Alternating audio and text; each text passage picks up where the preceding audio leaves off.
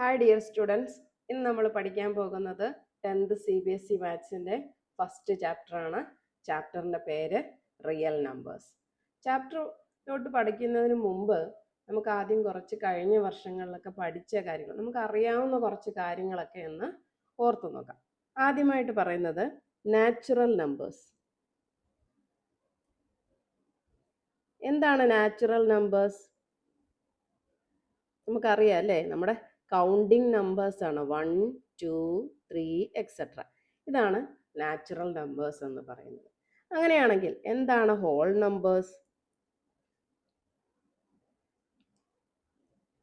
Whole numbers എന്ന് പറഞ്ഞാൽ 0, 1, 2, 3 etcetera. അടുത്തത് ഇൻറ്റിജേഴ്സ് എന്ന് പറഞ്ഞാൽ എന്താ? ഇൻറ്റിജേഴ്സ് എന്ന് പറഞ്ഞാൽ എല്ലാ നെഗറ്റീവ് നമ്പേഴ്സ് വരും, പോസിറ്റീവ് നമ്പേഴ്സ് വരും, 0 വരും. എല്ലാം നെഗറ്റീവ്, 0, പോസിറ്റീവ്. എക്സാമ്പിളായിട്ട് പറയുകയാണെങ്കിൽ നെഗറ്റീവ് നമ്പേഴ്സ് ഏതൊക്കെയാ? -3, -2, -1 ഇങ്ങനെ പോകും അല്ലേ. പിന്നെ പോസിറ്റീവ് നമ്പേഴ്സ് ഏതൊക്കെയാ? 3, 2, 1 ഇങ്ങനെ പോകും അല്ലേ. അപ്പം പോസിറ്റീവ് നമ്പേഴ്സ് ഇതാണ്, നെഗറ്റീവ് നമ്പേഴ്സ് ഇതാണ്, ഇതിൻ്റെ കൂടെ 0യും കൂടി വരും. അങ്ങനെ ഉള്ള നമ്പേഴ്സാണ് ഇൻറ്റിജേഴ്സ് എന്ന് നമ്മൾ പറയുന്നത്. അടുത്തതായിട്ട് പറയുന്നത് റാഷണൽ നമ്പേഴ്സ്. ഓർത്ത് നോക്കിയേ, എന്താണ് റാഷണൽ നമ്പേഴ്സ് എന്ന്? നമ്മൾ പഠിച്ചിട്ടുണ്ടല്ലേ, P/Q ഫോമിൽ എഴുതാൻ പറ്റുന്ന നമ്പേഴ്സിനെയാണ് നമ്മൾ എന്ത് റാഷണൽ നമ്പർ എന്ന് പറയുന്നത്. അതായത് any number n that can be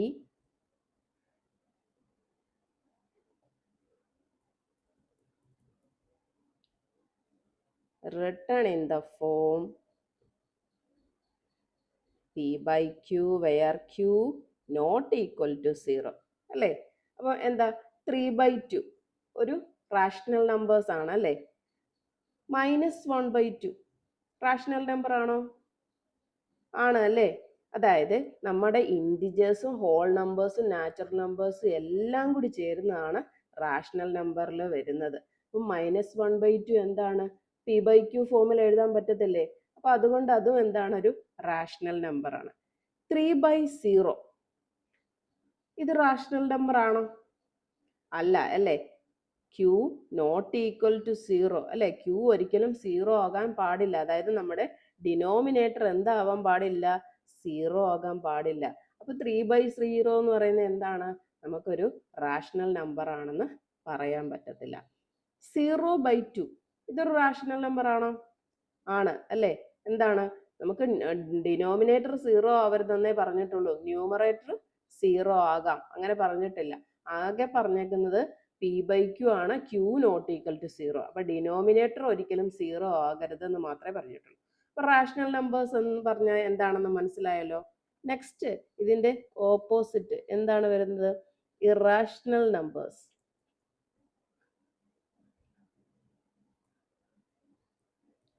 irrational numbers എന്ന് പറഞ്ഞാൽ എന്താണ്? നോൺ ടെർമിനേറ്റിംഗ് ആണ്. നോൺ ടെർമിനേറ്റിംഗ് എന്ന് വെച്ചാൽ എന്താണെന്നറിയാമോ? ഗോ ഓൺ ഫോർ എവർ എന്ന് പറയും. അതായത് ഇങ്ങനെ കണ്ടിന്യൂസ് ആയിട്ട് നമ്പേഴ്സ് പോയിക്കൊണ്ടിരിക്കും. കറക്റ്റ് ആയിട്ട് ഒരു ആൻസർ നമുക്ക് കിട്ടത്തില്ല, കണ്ടിന്യൂസ് ആയിട്ട് ചെയ്തുകൊണ്ടിരിക്കും. And non recurring. Non recurring എന്ന് വെച്ചാൽ എന്താണെന്നറിയോ? റിപ്പീറ്റിംഗ് നമ്പേഴ്സ് എന്ത് ചെയ്യും? റിപ്പീറ്റ് ചെയ്യത്തില്ല, അതാണ്. അതായത് ഇങ്ങനെ ഒരു എക്സാമ്പിൾ പറഞ്ഞാൽ √2. √2 എന്ന് വെച്ചാൽ എന്താണ്? 1.4142 റിപ്പീറ്റ് ചെയ്യത്തില്ല, കണ്ടോ? 4142 ഇങ്ങനെ പോയിക്കൊണ്ടിരിക്കും. വേറൊരു എക്സാമ്പിൾ പറഞ്ഞാൽ 2.4568 കണ്ടോ? ഇത് എന്താ? റിപ്പീറ്റ് ചെയ്യത്തില്ല, ഇങ്ങനെ പോയിക്കൊണ്ടിരിക്കും. അപ്പൊ ഇറാഷണൽ നമ്പർ എന്ന് പറഞ്ഞാൽ എന്താ? നോൺ ടെർമിനേറ്റിംഗ് ആണ് ആൻഡ് നോൺ റെക്കറിങ് ആണ്. അടുത്തത് റിയൽ നമ്പേഴ്സ്. എന്താണ് റിയൽ നമ്പേഴ്സ്? നമ്മുടെ ചാപ്റ്ററിന്റെ പേരാണ് അല്ലേ, റിയൽ നമ്പേഴ്സ്. റിയൽ നമ്പേഴ്സ് ഏതൊക്കെയാണെന്ന് അറിയാമോ? ഈ റാഷണൽ നമ്പേഴ്സും ഇറാഷണൽ നമ്പേഴ്സും ചേരുന്നതാണ് റിയൽ നമ്പേഴ്സ്.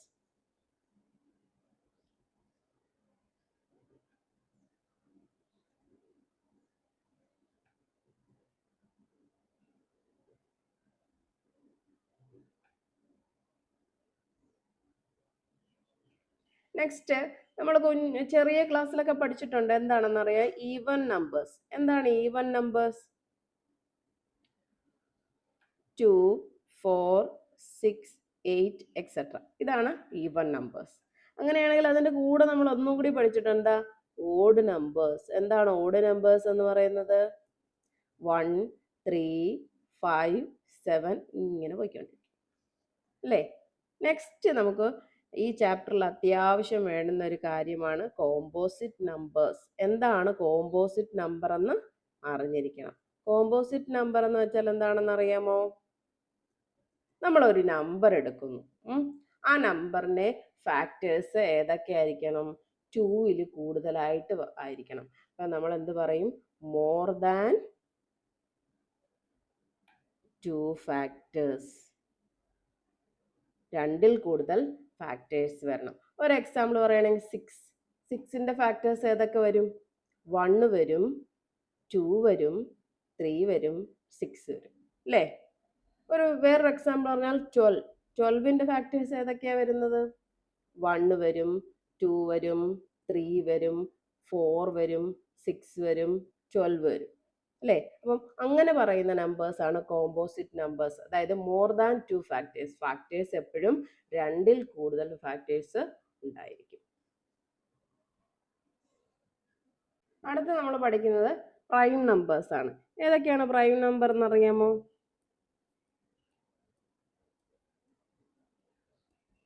പ്രൈം നമ്പർ എന്ന് പറഞ്ഞാൽ അതിന്റെ ഫാക്ടേഴ്സ് 1ഉം നമുക്ക് തന്നിരിക്കുന്ന നമ്പറും മാത്രമേ വരൂ. Factors R 1 and itself. Example പറയുകയാണെങ്കിൽ 2. 2ന്റെ ഫാക്ടേഴ്സ് എങ്ങനെയാണ് വരുന്നത്? 2, 1. 1ഉം 2ഉം മാത്രമല്ലേ വരത്തുള്ളൂ. 3 ആണെങ്കിലോ 3ഉം 1ഉം. 5 ആണെങ്കിലോ 5ഉം 1ഉം അല്ലേ? 2ന്റെ ഫാക്ടേഴ്സ് 1ഉം 2ഉം, 3യുടെ ഫാക്ടേഴ്സ് 1ഉം 3ഉം, 5ന്റെ ഫാക്ടേഴ്സ് 1ഉം 5ഉം. ഇത്ര മാത്രമേ വരത്തുള്ളൂ അല്ലേ? അപ്പോൾ നമ്മൾ പ്രൈം നമ്പേഴ്സ് പഠിച്ചു വെച്ചേക്കുക. ഒരു ഫസ്റ്റ് 25 പ്രൈം നമ്പർ പഠിച്ചു വെച്ചേക്കുക. ഫസ്റ്റ് 25 പ്രൈം നമ്പർ എന്ന് പറഞ്ഞാൽ 1 to 100 വരെയുള്ള നമ്പേഴ്സ് ആണ്. ഏതൊക്കെയാണെന്ന് അറിയാമോ? നോക്കിയേ. 2, 3, 5, 7, 11, 13, 17, 19, 21, 23, 29, 31, 37, 41, 43, 47, 53, 59, 61, 67, 71, 73, 79, 83, 89 ആൻഡ് 97. ഇത്രയാണ് പ്രൈം നമ്പേഴ്സ്. അപ്പോൾ നമ്മൾ ഇത്രയാണ് നമ്മുടെ ബേസിക് കാര്യങ്ങൾ അറിഞ്ഞിരിക്കേണ്ടത്. ഇനി നമ്മൾ പഠിക്കാൻ പോകുന്ന തിയറമാണ് ഈ ചാപ്റ്ററിലെ ഫസ്റ്റ് തിയറം. തിയറം 1.1. തിയറം എന്താണെന്ന് അറിയാമോ? Fundamental theorem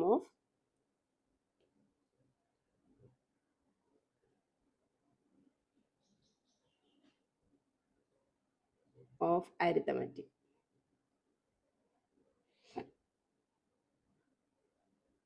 fundamental theorem of arithmetic എന്താണെന്ന് പറയുന്നതെന്ന് അറിയാമോ?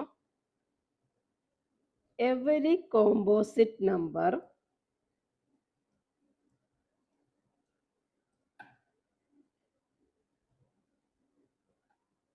can be expressed അല്ലെങ്കിൽ എന്ത് പറയും? Factorised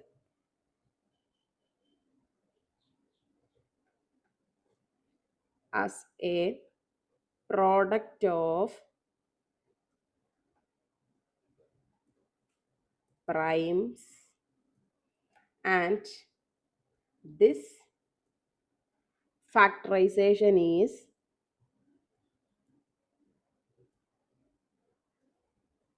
unique apart from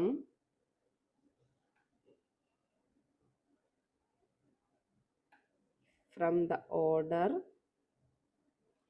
in which the factor occur. Fundamental theorem of arithmetic എന്താണ് പറയുന്നത്? Every composite number can be expressed as A product of primes and this factorisation is unique apart from the order in which the factor occur. അല്ലേ? അപ്പൊ അതായത് എല്ലാ composite number factorisation ചെയ്യുമ്പോൾ നമുക്ക് കിട്ടുന്ന ആ ഫാക്ടേഴ്സ് എന്ന് പറയുന്നത് എന്താണ്?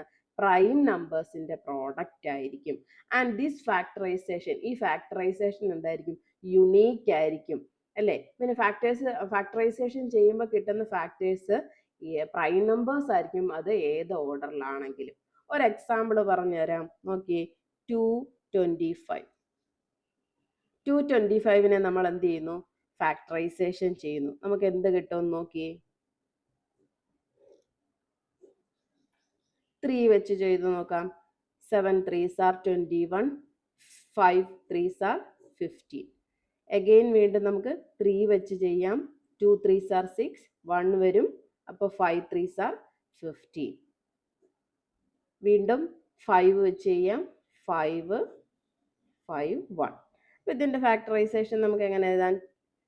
3 into 3 into 5 into 5. ഇതിനെ നമുക്ക് 2 3 ഉണ്ടായിട്ട് എങ്ങനെ എഴുതാം? 3 square into 5 square. 3ഉം 5ഉം പ്രൈം അല്ലേ? പ്രൈമിന്റെ പ്രോഡക്റ്റ് അല്ലേ നമുക്ക് കിട്ടിയത്? അതാണ് പറഞ്ഞത്. ഒരു എക്സാമ്പിളും കൂടി നോക്കാം. 8232. 8232നെ ഒന്ന് ഫാക്ടറൈസേഷൻ ചെയ്ത് നോക്കിയേ. എന്ത് കിട്ടും?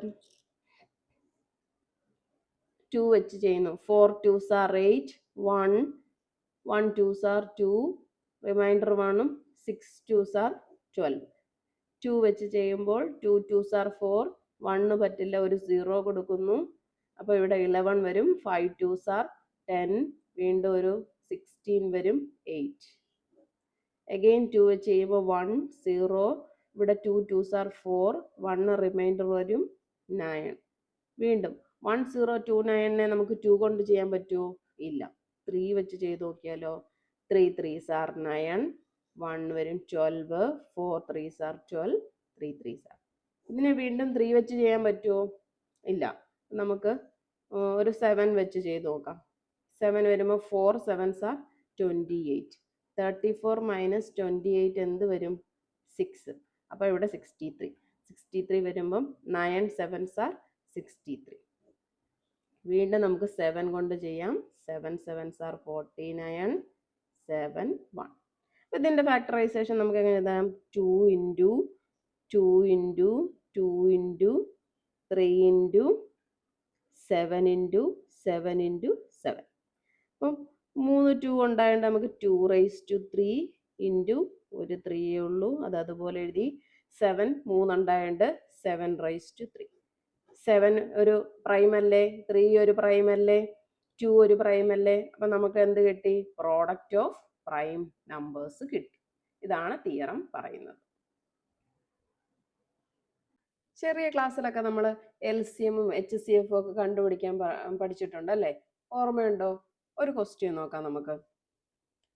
ഫൈൻഡ്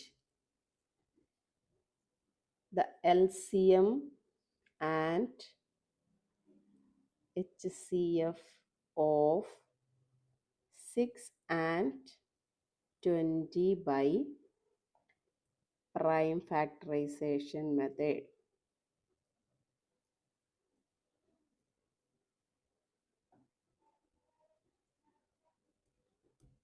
എങ്ങനെ ചെയ്യുന്നത്? നമുക്ക് തന്നിരിക്കുന്ന സംഖ്യകൾ 6ഉം 20ആണ് അല്ലേ?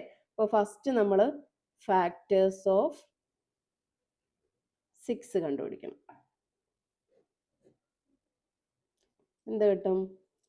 2 into 3. അടുത്ത നമ്പർ ഏതാ? Factors of 20. 20 ചെയ്യുമ്പം 2 10 2 5 5 1. 2 into 2 into 5. ഇനി നമ്മൾ HCF കണ്ടുപിടിക്കുന്നത് എങ്ങനെയായിരുന്നു? ഇത് രണ്ടിലും കോമൺ ആയിട്ടുള്ള നമ്പർ എടുത്തു എഴുതുന്നു. LCM കണ്ടുപിടിക്കുന്നത് എങ്ങനെ ഓർമ്മയുണ്ടോ? 6 20 എഴുതുക, 2 വെച്ച് ചെയ്യാൻ പറ്റുമല്ലോ. അപ്പം 3 10, വീണ്ടും 2 വെച്ച് ചെയ്യുമ്പം 3 5, വീണ്ടും 3 വെച്ച് ചെയ്യുമ്പോൾ 1 3s are 3, 5 ചെയ്യാൻ പറ്റത്തില്ല, അതുപോലെ എഴുതുന്നു. 5 വെച്ച് ചെയ്യുമ്പോൾ 1 1 5s are 5. അപ്പോൾ LCM ഓഫ് 6 and 20 എന്താ കിട്ടും? 2 into 2 into 3 into 5. ഇത് നമുക്ക് എന്ത് കിട്ടും? 2 2s are 4, 4 3s are 12, 12 5s are 60. ഇങ്ങനെയാണ് നമ്മൾ നേരത്തെ പഠിച്ചിട്ടുള്ളത് അല്ലേ?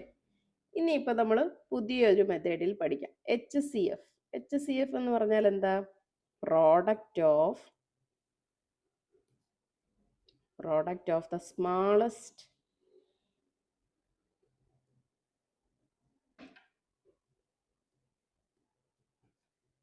power of each common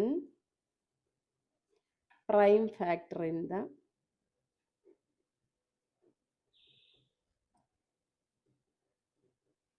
the number.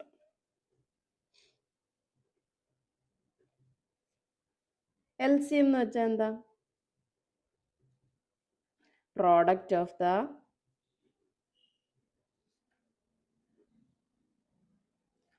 greatest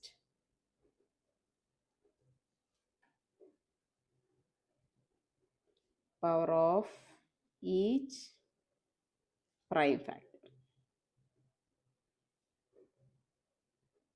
ഇതാണ് നമ്മുടെ ടെക്സ്റ്റിൽ പറഞ്ഞേക്കുന്ന HCFും LCMും എന്താ. ഒരു എക്സാമ്പിൾ വെച്ചിട്ട് നമുക്ക് എന്താണെന്ന് പറയാം. തൊട്ട് മുമ്പ് ചെയ്ത ക്വസ്റ്റ്യൻ തന്നെ 6ഉം 20യും വെച്ചിട്ട് നമുക്ക് ചെയ്യാം. അപ്പോൾ ആദ്യം നമ്മൾ എന്തെഴുതണം? ഫാക്ടേഴ്സ് ഓഫ് 6 എഴുതുക. ഏതൊക്കെ വരും? 2 into 3. ഇനി ഫാക്ടേഴ്സ് ഓഫ്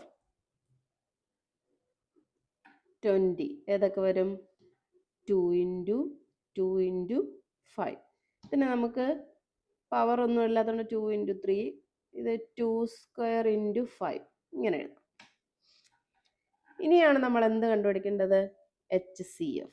HCF എന്ന് പറഞ്ഞാൽ എന്താ പറഞ്ഞേക്കുന്നത്?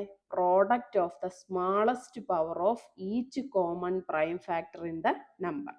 നമ്മൾ കിട്ടിയിരിക്കുന്ന നമ്പേഴ്സ് നോക്കുക, അതിനകത്ത് കോമൺ വരുന്ന നമ്പർ നോക്കുക. കോമൺ വരുന്ന 2 ഉണ്ട്, 2 സ്ക്വയർ ഉണ്ട്.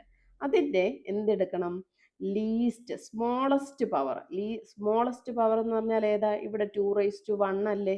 അപ്പം അതാണ് നമ്മളുടെ HCF. ഇനി ഇതിനകത്ത് കോമൺ നമ്പർ ഉണ്ടോ?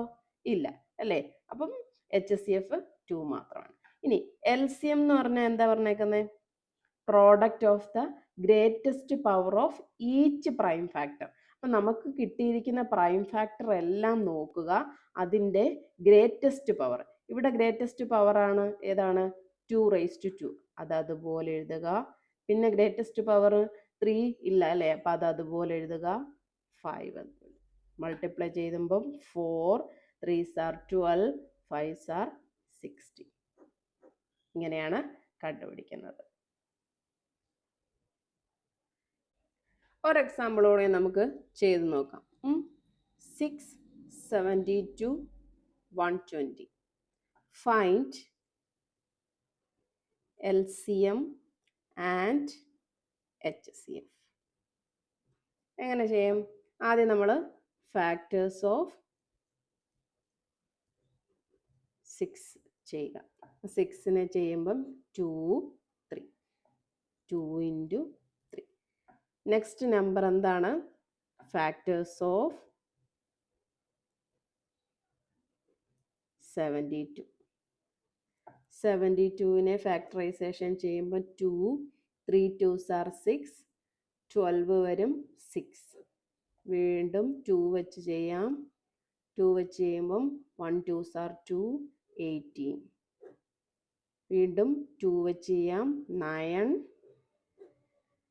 3 3 3 1 എഴുതുമ്പം 2 into 2 ഇൻറ്റു 2 ഇൻറ്റു 3 ഇൻറ്റു 3. ഇതിനെ നമുക്ക് എങ്ങനെ എഴുതാം?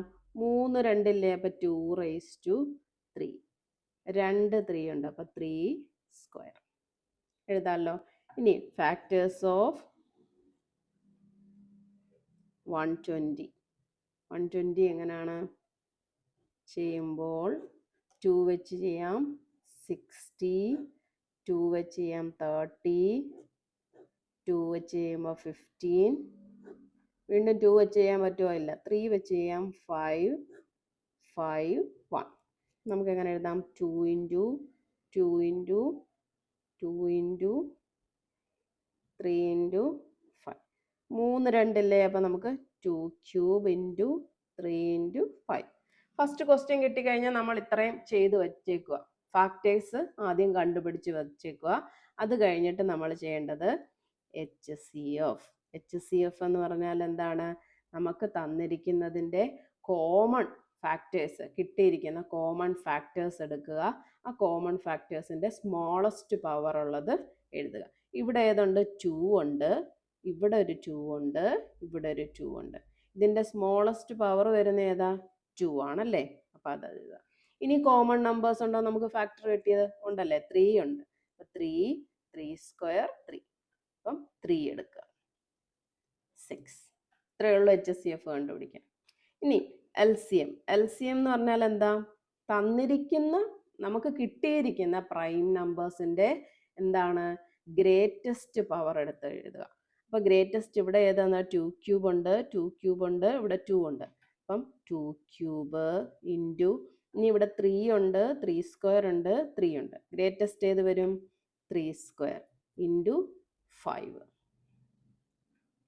2 ക്യൂബ് എന്ന് പറഞ്ഞാൽ 8, 3 സ്ക്വയർ 9, 5. 8 9s are 72. 72 ഇൻറ്റു 5 10 36. അപ്പം 360. അപ്പോൾ LCM 360 എന്ന് കിട്ടി, HCF 6 കിട്ടി. അപ്പോൾ ഈ മെത്തേഡിലാണ് നമ്മൾ LCMും HCFും കണ്ടുപിടിക്കേണ്ടത്. അപ്പോൾ ഇന്നത്തെ ക്ലാസ് ഇത്രയുമേ ഉള്ളൂ. എൻ്റെ ക്ലാസ് ഇഷ്ടപ്പെട്ടെങ്കിൽ ലൈക്കും ഷെയറും ചെയ്യുക. നെക്സ്റ്റ് ക്ലാസ് നമുക്ക് എക്സർസൈസ് ക്വസ്റ്റ്യൻസുമായിട്ട് കാണാം.